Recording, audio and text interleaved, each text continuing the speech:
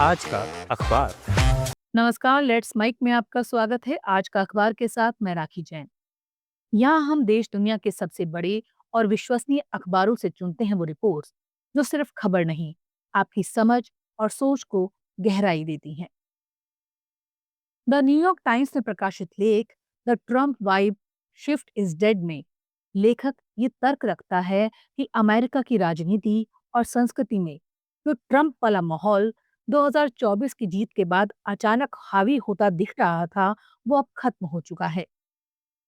लेख की शुरुआत में साफ कहा गया है, ट्रम्प की चुनावी जीत जितनी मामूली थी, उसके मुकाबले उसका सांस्कृतिक असर कहीं ज्यादा दिखाया गया। कॉरपोरेट दुनिया में मस्कुलिन एनर्जी की बातें, डीआई नीतियों को खत्म करने की होड़ और ये धारणा कि ट्रम्प के साथ कोई बिल्कुल नई राजनीतिक धारा जन्म ले चुकी है। लेकिन 2025 के अंत तक हालात पलट गए हैं। ट्रम्प की लोकप्रियता गिर रही है, चुनावों में डेमोक्रेट्स लगातार जीत रहे हैं, रिपब्लिकन पार्टी अंदर से बटी हुई है और खुद ट्रम्प के पुराने समर्थक भी उससे दूरी बनाने लगे हैं। ये लेख समझाता है कि ट्रम्पवाद दो मोर्चों पर फेल हो रहा है, वोटरों के सामने और वाइब यानी माहौल के स्तर पर। ट्रम्प महंगाई घटाने के वादे पर जीते, लेकिन टैरिफ और निर्वासन जैसी नीतियों से महंगाई बढ़ी, नौकरियां घटी और अर्थव्यवस्था डगमगाई।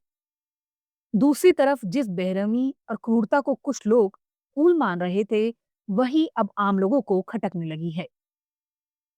लेख कहता है कि व्यंग और विद्रोह एक हद तक आकर्षक हो सकते हैं, लेकिन जब क्रूरता ही संस्कृति बन जाए तो समाज उसे ठुकरा देता है। इसी खाली जगह में लेखक को भविष्य की राजनीति के संकेत दिखते हैं। ऐसी राजनीति जो खुली, दोस्ताना और नैतिक हो, और जो सिर्फ ट्रंप का विरोध ना करे, बल्कि लोगों की असली समस्याओं के ठोस समाधान भी पेश करे। कुल मिलाकर न्यूयॉर्क टाइम्स का ये लेख कहना चाहता है कि ट्रंप का दौर अब अपने चरम से नीचे उतर चुका है और अमेरिका की राजनीति किसी नए, अलग और ज्यादा मानवीय रास्ते की तलाश में है। लेट्स माई आज का अखबार।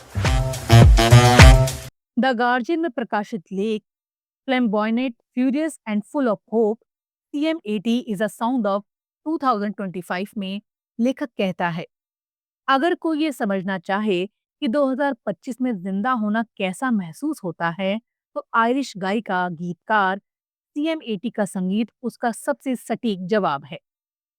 लेख की शुरुआत ही इस एहसास से होती है, ये साल डर, संघर्ष, महंगाई, असुरक्षित रोजगार, घर की कमी और भविष्य को लेकर गहरी बेचैनी से भरा रहा है।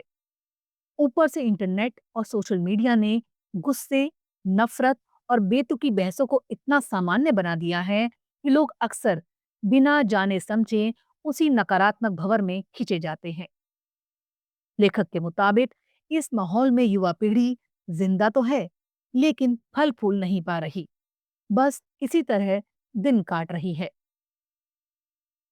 ये लेख समझाता है, ऐसे समय में पत्रकारिता हालात का सिर्फ बयान कर सकती है, लेकिन उस दौर की पूरी बेचैनी, अकेलापन और उलझन को सही मायने में कला और संगीत ही पकड़ पाते हैं। CM80 का नया एल्बम यूरो कंट्री ठीक यही करता है।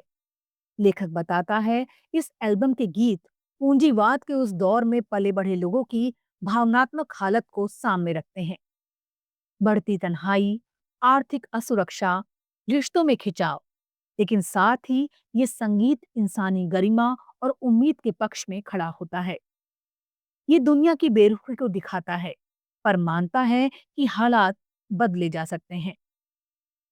लेख में खासतौर पर आयरलैंड का जिक्र है, शॉपिंग सेंटर्स, खाली पड़े घर, सोशल सर्विसेज की कमी और हाउसिंग क्राइसिस। CM80 गीत बताते हैं कि कैसे घर बने लेकिन खाली रहे, कैसे आर्थिक संकट ने लोगों की जिंदगियां तोड़ दी। फिर भी लेखक का कहना है, CM80 की ताकत सिर्फ आलोचना में नहीं है, बल्कि उस जज्बे में है जो कहता है कि गुस्से और निराशा के बीच भी इंसानियत और उम्मीद बची रह सकती है। कुल मिलाकर द गार्जियन का ये लेख यही कहना चाहता है कि 2025 की उथल पुथल भरी दुनिया में सीएमएटी का संगीत उस दौर की आवाज है, भड़कीला, गुस्से से भरा, लेकिन आखिरकार उम्मीद से रोशन। अल जजीरा में प्रकाशित लेख 60 years ago the world tried to stop racial discrimination and failed दरअसल हमें ये याद दिलाता है कि नस्लीय भेदभाव को खत्म करने के लिए दुनिया ने 60 साल पहले जो वादा किया था वो आज भी अधूरा है। लेख बताता है 1965 में संयुक्त राष्ट्र ने नस्लीय भेदभाव के उन्मूलन के लिए अंतर्राष्ट्रीय कन्वेंशन अपनाया था और ये पहल पश्चिम देशों ने नहीं बल्कि उपनिवेशवाद से आजाद हुए अफ्रीकी देशों ने की थी। उस समय उम्मीद थी कि दुनिया नस्ल के आधार पर किसी भी तरह की श्रेष्ठता को खारिज करेगी, लेकिन हकीकत यह है कि आज भी रंग, नस्ल और पहचान के नाम पर भेदभाव हर जगह जिंदा है। लेख ब्राजील, ट्यूनीशिया, सऊदी अरब और अमेरिका जैसे देशों के उदाहरण देकर दिखाता है कि पुलिस या हिंसा, प्रवासन नीतियों, श्रम शोषण और डिटेंशन सिस्टम में नस्लवाद किस तरह गहराई से बैठा हुआ है। अमेरिका में ट्रंप दौर की नीतियों से लेकर सोशल मीडिया और नई डिजिटल तकनीकों तक नस्लीय नफरत को या तो बढ़ावा मिल रहा है या उसे रोकने में सरकारें नाकाम साबित हो रही हैं।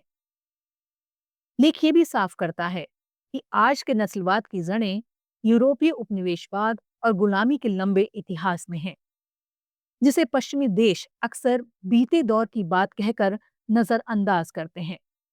इसके उलट ग्लोबल साउथ के देश आज भी इस लड़ाई की अगली कतार में हैं। चाहे दक्षिण अफ्रीका का इजराइल के खिलाफ अंतर्राष्ट्रीय अदालत में मामला हो या कैरिबियाई और अफ्रीकी देशों की मुआवजे की मांग।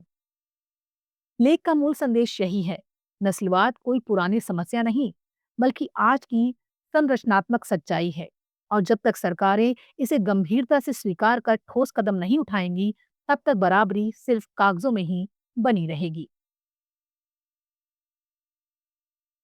द वायर में प्रकाशित लेख संगीत ने स्त्रियों को और स्त्रियों ने संगीत को सशक्त किया में वरिष्ठ लेखक अशोक वाजपेयी भारतीय संगीत, संस्कृति और समाज में स्त्रियों की भूमिका को ऐतिहासिक और वैचारिक संदर्भ में समझाते हैं।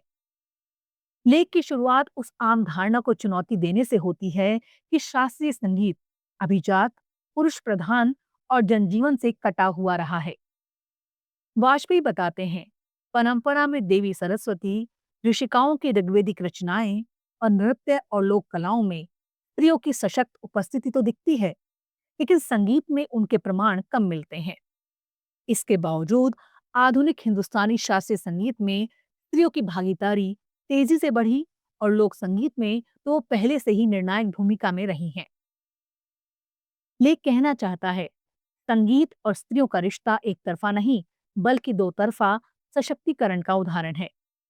लोकगीतों से लेकर ख्याल, ठुमरी और चैती तक स्त्रियों ने शास्त्रीय संगीत की सीमाओं को विस्तृत किया और उसमें लालित्य, संवेदना और जनजीवन का रंग भरा।